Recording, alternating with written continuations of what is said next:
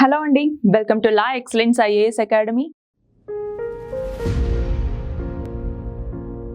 2024లో సాధారణ ఎన్నికలు జరగబోతున్నాయవునా, general elections. ఈ నేపథ్యంలో మన ఫినాన్స్ మినిస్టర్ ఏమని చెప్పారు, ఈసారి బడ్జెట్ అన్నటువంటిది ఓట్ ఆన్ అకౌంట్ అన్నట్టుగా అన్నారు. మరి ఆ నేపథ్యంలో అసలు ఓట్ ఆన్ అకౌంట్ అంటే ఏంటి, ఇంటరిమ్ బడ్జెట్ అంటే ఏంటి, ఇవన్నీ వీడియోలో చూద్దాం. చూడండి ఏమేమి చదువుకోబోతున్నామంటే, అసలు గవర్నమెంట్ బడ్జెట్కి సంబంధించి మనకి ఇదిగో కంటింజెన్సీ ఫండ్ ఆఫ్ ఇండియా అనేసి, పబ్లిక్ అకౌంట్స్ ఆఫ్ ఇండియా అనేసి, కన్సాలిడేటెడ్ ఫండ్ ఆఫ్ ఇండియా అని ఇలా వివిధ రకాలు ఉంటాయవునా, వాటి గురించి మనకి తెలియాలి. అలాగే ఇంటరిమ్ బడ్జెట్ అంటే ఏంటి, ఓట్ ఆన్ అకౌంట్ బడ్జెట్ అంటే ఏంటి, అలాగే ఓట్ ఆన్ అకౌంట్కి ఇంటరిమ్ బడ్జెట్కి మధ్య ఉన్నటువంటి తేడాలేంటి, ఇంటరిమ్ బడ్జెట్లు ఈ మధ్య ఏవైనా ప్రవేశపెట్టారా, ఇవన్నీ కూడా ఈ వీడియోలో చూద్దాం. అయితే ఇక్కడ ఒక చిన్న కథ చెప్తానండి. ఏంటంటే, ఒక ఊళ్ళో ఒక చిన్న ఫ్యామిలీ, ఫాదర్, మదర్, ఒక చిన్న పిల్లోడు. అయితే ఫాదర్ ఏంటి, జాబ్ చేస్తూ ఉంటారు, శాలరీ వస్తూ ఉంటుంది. మదర్ ఏమో ఇంట్లో పనులను చేసుకుంటూ ఆ పిల్లాన్ని చూసుకుంటూ ఉంటారు. ఒక టిపికల్ మిడిల్ క్లాస్ ఫ్యామిలీ అనుకోండి. అయితే ఫాదర్కి వచ్చేటటువంటి శాలరీ ఏదైతే మంత్ స్టార్టింగ్లో వస్తుందో అందులో కొంత మొత్తాన్ని తీసి బ్యాంక్లో జమ చేసుకుంటారు. మిగతా డబ్బులంతా తీసి ఆ వైఫ్కి ఇచ్చేస్తూ ఉంటాడనమాట. అయితే అతనికి ఎప్పుడైతే మళ్ళీ డబ్బులు కావాల్సి వస్తాయో, అతను ఇప్పుడు డబ్బులు తీసుకోవటానికి ఆయనకు ఉన్నటువంటి ఆప్షన్స్ ఏంటి, 2 ఆప్షన్స్. ఒకటి, బ్యాంకుకి వెళ్ళి డబ్బులు తీసుకోవటం. అక్కడ నిన్నెవరు క్వశ్చన్ చేయరు, ఎందుకు తీసుకుంటున్నావు, దేనికి ఖర్చు పెడుతున్నావు, ఈ లెక్కలన్నీ కూడా బ్యాంకుకి చెప్పాల్సిన అవసరం లేదు, అవునా, అదొక ఆప్షన్ ఉంది. రెండవది, వైఫ్ దగ్గర నుంచి డబ్బులు తీసుకోవాలి. మిడిల్ క్లాస్ ఫ్యామిలీ కదా, దేనికి ఖర్చు పెడుతున్నావు, ఇంతెందుకు ఖర్చు పెడుతున్నావు, దేనికోసం ఇంత డబ్బులు అవుతోంది, ఈ ఖర్చులు లెక్కలన్నీ ఉంటాయి కదా. సో ఇదొక ఆప్షన్. అలాగే మన గవర్నమెంట్ కూడా మనీని 3 చోట్ల దాచుకుంటుంది. ఒకటి, consolidated fund of India, article 266 అన్నటువంటి దీని గురించి చెప్తుంది. అదే ఆర్టికల్ 266లోనే మనకి పబ్లిక్ అకౌంట్స్ ఆఫ్ ఇండియా అన్నటువంటిది కూడా ఉంటుంది. మూడవ ఆప్షన్ ఏంటి, కంటింజెన్సీ ఫండ్ అన్నటువంటిది ఆర్టికల్ 267 దీని గురించి తెలుపుతుంది.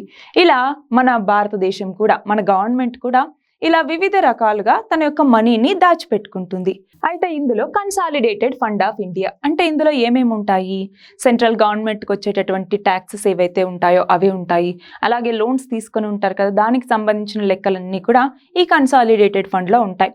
మరి పబ్లిక్ అకౌంట్ అంటున్నాం అంటే ఏంటి, ఫర్ ఎగ్జాంపుల్ MGNREGAకి సంబంధించినటువంటి ఫండ్ ఏదైతే ఉంటుందో అది కానివ్వండి, అలాగే ప్రావిడెంట్ ఫండ్ కానివ్వండి, పోస్ట్ ఆఫీస్ ఫండ్ కానివ్వండి, ఇలాగా వివిధ రకాలుగా అంటే పబ్లిక్కి సంబంధించినటువంటి ఫండ్స్ అన్ని, ఫర్ ఎగ్జాంపుల్ NDRFకి సంబంధించినటువంటి ఫండ్, ఇలాంటివన్నీ కూడా పబ్లిక్ అకౌంట్స్లో ఉంటాయి. అలాగే కంటింజెన్సీ ఫండ్ అన్నటువంటిది ప్రెసిడెంట్ కింద ఉంటుంది. అంటే ప్రెసిడెంటే దానికి సంబంధించి చెక్ బుక్లు పట్టుకుంటారు అనేసి కాదు, ఫినాన్స్ సెక్రటరీ దానికి సంబంధించి చూసుకుంటారు. కానీ ఏదైనా మనీ కావాలి అనుకుంటే ప్రెసిడెంట్ డైరెక్ట్గా ఆ మనీని జారీ చేయొచ్చు అనమాట. అయితే ఈ మూడింటిలో కూడా కన్సాలిడేటెడ్ ఫండ్ ఆఫ్ ఇండియా అన్నటువంటిదే చాలా పెద్దది. ఈ రెండింటి నుంచి మనీ తీసుకోవాలి అంటే పార్లమెంట్ యొక్క అవసరం అక్కర్లేదు. ఇందాక మిడిల్ క్లాస్ ఫ్యామిలీలో ఎలా అయితే బ్యాంక్ నుంచి తీసుకునేటప్పుడు పర్మిషన్ అక్కర్లేదో, అంటే దేనికి ఖర్చు పెడుతున్నావు అని లెక్కలు అక్కర్లేదో, అలా ఇక్కడ కూడా పార్లమెంట్ యొక్క పర్మిషన్ అనేది అక్కర్లేదు. కానీ కన్సాలిడేటెడ్ ఫండ్ ఆఫ్ ఇండియా దీని నుంచి తీసుకోవాలంటే మాత్రం పార్లమెంట్ పర్మిషన్ అన్నటువంటిది తప్పనిసరి. ఎందుకు పర్మిషన్ కావాలి అంటే ఆర్టికల్ 266 అన్నటువంటిది పర్మిషన్ తీసుకోండి అని చెప్తుంది కాబట్టి. అయితే మరి ఇక్కడ నుంచి ఫండ్స్ తీసుకోవాలి, మరి ఎలా తీసుకోవాలి అంటే గవర్నమెంట్ 3 పనులు చేయాలి. ఒకటి, యాన్యువల్ ఫినాన్షియల్ స్టేట్మెంట్ అంటే బడ్జెట్ అనేసి పిలుస్తాం. దీని ద్వారా గవర్నమెంట్ ఏం చేస్తుంది, ఇదిగో మాకు ఇంత మొత్తం వస్తోంది, ఇంత మొత్తం ఖర్చు అవుతోంది అంటే లెక్కల పత్రం అనేది ఎలా అయితే ఉంటుందో అలా అనమాట. రెండవది, ఫినాన్స్ బిల్, ఆర్టికల్ 265 అన్నటువంటి దీని గురించి తెలుపుతుంది.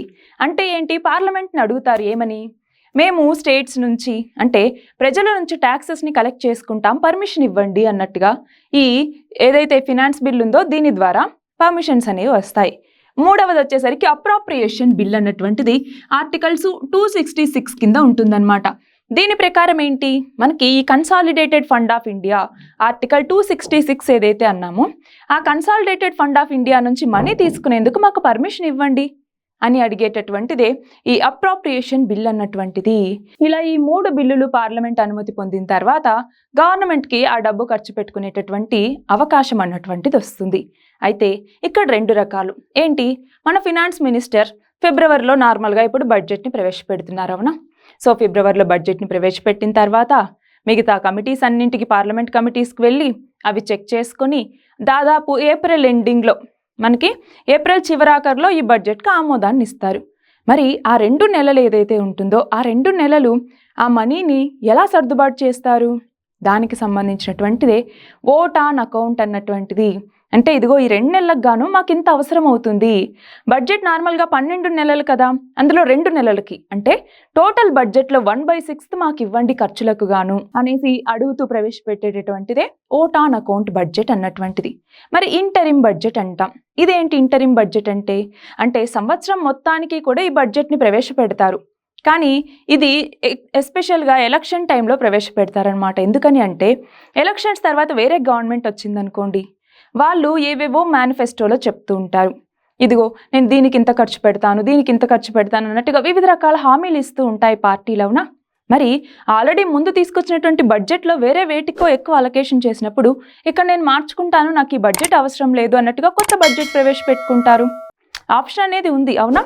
సో ఆ టైంలో ఆ కొంతకాలానికి అంటే బడ్జెట్ ప్రవేశపెట్టినప్పటి నుంచి కొత్త గవర్నమెంట్ అధికారంలోకి వచ్చేంత వరకు ఆ ఖర్చుల గురించి చూసుకునేటటువంటిదే ఇంటరిమ్ బడ్జెట్ అన్నటువంటిది.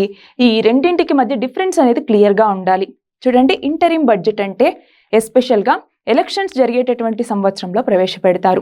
ఇక్కడ కంపల్సరీగా వచ్చే ప్రభుత్వం వేరే బడ్జెట్ని తీసుకురావాలన్నటువంటి నియమం లేదండి.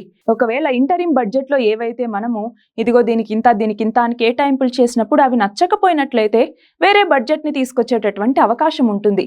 ఒకవేళ అది అవసరం లేదనుకుంటే ఆ ఇంటరిమ్ బడ్జెట్ని ఆ సంవత్సరపు బడ్జెట్గా కూడా కొనసాగించవచ్చు. ఆ అవకాశం అనేది ఉంటుంది. అలాగే ఓట్ ఆన్ అకౌంట్ అంటే ఏంటి? ఇందాక చెప్పుకున్నట్టుగా కొంతకాలానికి 2 నెలల కాలానికి గాను మాకు ఖర్చులకు డబ్బులు అనేది అవసరం కాబట్టి మాకు దీన్ని కేటాయించండి అన్నట్టుగా అడుగుతారు.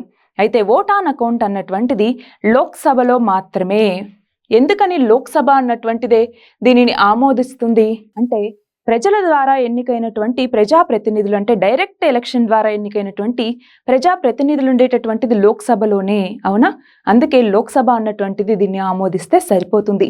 రాజ్యసభలో కంపల్సరీ దీన్ని ప్రవేశపెట్టాలి అని లేదు, రాజ్యసభ ఆమోదించాలి అని కూడా కండిషన్ లేదు.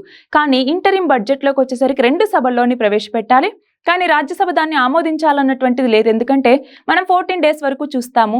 ఆమోదించలేదు అనుకుంటే అది ఆమోదించినట్లే డీమ్డ్ టు బి పాస్ అనేసి మనం పరిగణలోకి తీసుకొని దాన్ని కంటిన్యూ చేస్తాము, అవునా? సో ఆ రెండింటికి డిఫరెన్స్ అన్నమాట. ఇక్కడ చూడండి, డిఫరెన్సెస్ పరంగా చూస్తే ఓట్ ఆన్ అకౌంట్ బడ్జెట్కి అలాగే ఇంటరిమ్ బడ్జెట్కి, మధ్యంతర బడ్జెట్కి మేజర్ డిఫరెన్స్ వచ్చేసరికి చూడండి, ఎక్స్పెండిచర్ పార్ట్ యొక్క డిమాండ్ వరకే. అంటే ఏంటి? ఓట్ ఆన్ అకౌంట్లో ఈ 2 నెలల కాలానికి మాకు ఖర్చులకు కావాలి, అంతే కదా.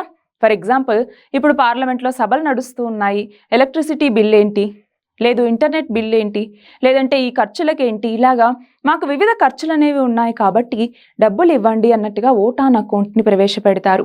కానీ ఇంటరిమ్లోకి వచ్చేసరికి అలా కాదు. ఇక్కడ ఇన్కమ్ పార్ట్ ఉంటుంది, ఎక్స్పెండిచర్ పార్ట్ కూడా ఇందులో కన్సిడర్ చేస్తారు. చూడండి, యాన్యువల్ ఫినాన్షియల్ స్టేట్మెంట్ ద్వారా ఇన్కమింగ్ మరియు అవుట్ గోయింగ్ మనీని కూడా, అంటే ఏంటి, మనకి ఇంత రాబడులు వస్తూ ఉన్నాయి, ఇంత మొత్తం మనకి పోతుంది అన్నట్టుగా ఆ లెక్కల్ని కూడా ఈ ఇంటరిమ్ బడ్జెట్లో ప్రవేశపెట్టాలి. అలాగే ఇక్కడ చూడండి, ఓట్ ఆన్ అకౌంట్ వచ్చేసరికి ఆర్టికల్ 116 ఒక్క ఆర్టికల్కి అప్లికబుల్. ఈ ఆర్టికల్ 116 అన్నటువంటిదే ఓట్ ఆన్ అకౌంట్ గురించి తెలుపుతుంది. అదే ఇంటరిమ్ బడ్జెట్లోకి వచ్చేసరికి చూడండి, 3 ఆర్టికల్స్ ఉంటాయి. ఆర్టికల్ 112నేమో ఇదిగో యాన్యువల్ ఫినాన్షియల్ స్టేట్మెంట్ లేదా బడ్జెట్ని ప్రవేశపెట్టండి అనేసి చెప్తుంది. ఆర్టికల్ 265 ఏమంటుంది? ఇదిగో పార్లమెంట్ అన్నటువంటిదే ఫినాన్స్ బిల్లు ద్వారా అప్రూవ్ చేయాలన్నట్టుగా చెప్తుంది. ఆర్టికల్ 266 ఏంటి? పార్లమెంట్ ద్వారానే మనీని కన్సాలిడేటెడ్ ఫండ్ ఆఫ్ ఇండియా నుంచి తీసుకోవడానికి అనుమతిస్తుంది. సో ఇవన్నీ కూడా దీనికి సంబంధించినటువంటి ఆర్టికల్స్. మరి ఇక్కడ చూడండి, ఓట్ ఆన్ అకౌంట్కి సంబంధించి ఓన్లీ లోక్సభకే ఈ పవర్ అన్నటువంటిది ఉంటుంది. కానీ ఇక్కడ ఏంటి అంటే 2 హౌసెస్ కూడా ఇన్వాల్వ్ అవుతాయి. ఎందుకు అంటే ఆర్టికల్ 112 యాన్యువల్ ఫినాన్షియల్ స్టేట్మెంట్, దీనిని 2 సభల్లోనే ప్రవేశపెట్టాలి, 2 సభలు ఆమోదించాలి. ఒకవేళ రాజ్యసభ ఆమోదించకపోతే 14 రోజులు అలానే పెండింగ్లో పెట్టింది అంటే మనం ఆమోదించింది అన్నట్టుగానే తీసుకోవటం జరుగుతుంది. అంటే రాజ్యసభకి ఇక్కడ మేజర్ పవర్స్ ఉన్నాయి అనేసి మనం చెప్పట్లేదు. అయితే ఇక్కడ చూడండి, ఆర్టికల్ 116 క్లాజ్ 2 ఏం చెప్తుంది? House of people. House of people అంటే ఏంటి? లోక్సభ. లోక్సభని మనీని గ్రాంట్ చేసే పవర్ని కలిగి ఉంది అని చెప్పే ఆర్టికల్ ఏది? ఆర్టికల్ 116 అన్నటువంటిది. నెక్స్ట్ చూడండి, ఓట్ ఆన్ అకౌంట్ కి సంబంధించి పార్లమెంట్ నార్మల్ గా అయితే ఇదిగో 1/6 ఆఫ్ అమౌంట్ ని అడుగుతుంది. ఎందుకని? ఇందాక చెప్పుకున్నట్టుగా 12 నెలల సమయం 2 నెలలకు కావాలి అంటే ఏంటి, 1/6 అవసరం కాబట్టి 1/6 ఎక్స్పెండిచర్ ని మాకు కేటాయించండి అన్నట్టుగా అడుగుతారు. కానీ ఇంటరిమ్ బడ్జెట్లోకి వచ్చేసరికి ఏంటి, ఎంటైర్ మనీ ఆ ఎస్టిమేటెడ్ ఇయర్ కి సంబంధించిన పూర్తి మొత్తం డబ్బుల్ని మాకు ఇవ్వండి అన్నట్టుగా ఇంటరిమ్ బడ్జెట్లో ప్రొవిజన్స్ ఉంటాయి. అలాగే ఓట్ ఆన్ అకౌంట్ చూడండి 2 నెలలు మాత్రమే వ్యాలిడ్. ఇది వచ్చేసరికి సంవత్సరం మొత్తం కూడా. ఒకవేళ వేరే గవర్నమెంట్ వచ్చి నేను బడ్జెట్ని చేంజ్ చేసుకుంటా అన్నప్పుడు అక్కడి వరకు ఉన్నటువంటి ఖర్చులు ఓకే, నెక్స్ట్ నుంచి కొత్త బడ్జెట్ ప్రకారం ఉంటాయన్నమాట. నెక్స్ట్ చూడండి, ఓట్ ఆన్ అకౌంట్ ఇది నాన్ ఎలక్షన్ ఇయర్స్లోను అలాగే ఎలక్షన్ ఇయర్స్లోను 2 సంవత్సరాల్లో కూడా, అంటే ఎలక్షన్స్ ఉన్నప్పుడు ఎలక్షన్స్ లేనప్పుడు కూడా ఓట్ ఆన్ అకౌంట్ బడ్జెట్ ఉంటుంది. ఎందుకని? ఇందాక చెప్పుకున్నట్టుగా ఫిబ్రవరి స్టార్టింగ్లో మనం బడ్జెట్ని ప్రకటిస్తే ఎప్పుడో ఏప్రిల్ ఎండింగ్కి అది అప్రూవ్ అవుతుంది. మరి ఆ మీన్ టైంలో ఈ ఓట్ ఆన్ అకౌంట్ బడ్జెట్ అన్నటువంటిది అమల్లో ఉంటుంది. కానీ ఇంటరిమ్ బడ్జెట్ వచ్చేసరికి ఏంటి, కేవలం ఎలక్షన్స్ జరిగేటటువంటి టైంలో లేదంటే ఏవైనా ఎక్స్ట్రీమ్ సిచ్యుయేషన్స్ లో మాత్రమే ఇంటరిమ్ బడ్జెట్ ని ప్రవేశపెడతారు. నెక్స్ట్ చూడండి, ఓట్ ఆన్ అకౌంట్ ఇది వచ్చేసరికి ఎలాంటి ఇంటరిమ్ బడ్జెట్ ని కలిగి ఉండదు ఓట్ ఆన్ అకౌంట్. కానీ ఇంటరిమ్ బడ్జెట్ లో ఓట్ ఆన్ అకౌంట్ అన్నటువంటిది ఉంటుంది. అర్థమవుతుందా? ఓట్ ఆన్ అకౌంట్ ఇక్కడ 2 నెలలకి మాత్రమే, కానీ ఇంటరిమ్ బడ్జెట్ సంవత్సరం మొత్తానికి ప్రవేశపెడతారు కాబట్టి అందులో ఓట్ ఆన్ అకౌంట్ అన్నటువంటిది ఉంటుంది. నార్మల్ గా ఎలా అయితే బడ్జెట్ లో ఓట్ ఆన్ అకౌంట్ అన్నటువంటిది ఉంటుందో ఇది కూడా అలానే అన్నమాట. అలాగే ఇక్కడ చూడండి, ఓట్ ఆన్ అకౌంట్ అనేది ట్యాక్స్ రెజిమ్ని ఎలా కూడా ఇంపాక్ట్ చేయదు. ఫర్ ఎగ్జాంపుల్ ఇప్పుడు గవర్నమెంట్లోకి రావటం కోసం, అంటే ఫర్ ఎగ్జాంపుల్ ఇప్పుడు డిసెంబర్ ఎప్పుడో ఏప్రిల్లో ఎన్నికలు జరిగాయి అనుకోండి. ఇప్పుడు ప్రభుత్వం ఏం చేస్తుంది, నేను కార్పొరేట్ ట్యాక్స్ ఏదైతే ఉందో దాన్ని మొత్తాన్ని రద్దు చేస్తున్నాను అన్నట్టుగా చెప్తుంది ఎలక్షన్స్ ఉన్నాయనేసి. కానీ నెక్స్ట్ వచ్చేటటువంటి ప్రభుత్వం దాన్ని అమలు చేస్తుందా? చేయకపోవచ్చు, చెప్పలేము. దాన్ని క్యాన్సిల్ చేయొచ్చు కూడా. అలాగా మేజర్ పాలసీ డెసిషన్స్ అన్నటువంటివి తీసుకోవటానికి వీల్లేదు. చూడండి, ట్యాక్స్ రెజిమ్ మీద ఈ ఓట్ ఆన్ అకౌంట్ అన్నటువంటిది ఎలాంటి ఇంపాక్ట్ చూపించదు. ఎందుకని అంటే ఇది 2 నెలల కాలానికి తీసుకొచ్చారు.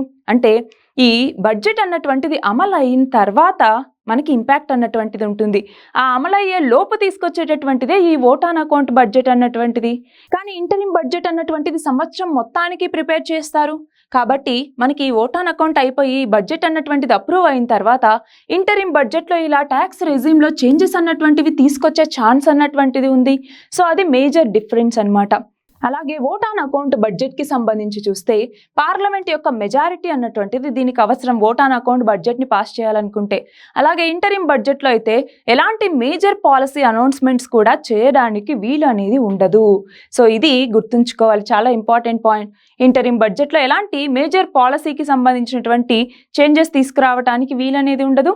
ఇక్కడేమో పార్లమెంట్ అనుమతి అన్నటువంటిది తప్పనిసరి. సో ఇవి మేజర్ డిఫరెన్సెస్ అనమాట. చూడండి, పాస్ట్లో ఇంటరిమ్ బడ్జెట్ని ఎప్పుడెప్పుడు పాస్ చేశారు రీసెంట్గా అంటే 2004లో, 2009, 2014, 2019. ఇప్పుడు ఓట్ ఆన్ అకౌంట్ బడ్జెట్ని తీసుకొస్తున్నాం అన్నట్టుగా మన ఫినాన్స్ మినిస్టర్ చెప్పింది. వీటన్నింటి నేపథ్యంలో ఇంటరిమ్ బడ్జెట్ అలాగే ఓట్ ఆన్ అకౌంట్ బడ్జెట్ వీటి మీద డిఫరెన్సెస్ అన్నటువంటివి మనకి క్లియర్గా తెలియాలి. ఒకసారి ఈ క్వశ్చన్ని ప్రాక్టీస్ చేయండి. ఇది కూడా సేమ్ ఓట్ ఆన్ అకౌంట్ బడ్జెట్కి అలాగే ఇంటరిమ్ బడ్జెట్కి సంబంధించినటువంటిదే. అలాగే ఇక్కడ ఈ మెయిన్స్ క్వశ్చన్ ఒక్కసారి ప్రాక్టీస్ చేయండి. సో ఇవాళ మనం ఏం డిస్కస్ చేసుకున్నాము, మన finance minister vote on account బడ్జెట్ని ఈసారి తీసుకొస్తున్నాము అని చెప్తున్నటువంటి నేపథ్యంలో ఓట్ ఆన్ అకౌంట్ బడ్జెట్ అంటే ఏంటి, ఇంటరిమ్ బడ్జెట్ అంటే ఏంటి, రెండింటికి మధ్య డిఫరెన్సెస్ ఏంటి, ఇవి ఈ వీడియోలో చూసాం. All the very best and thank you very much.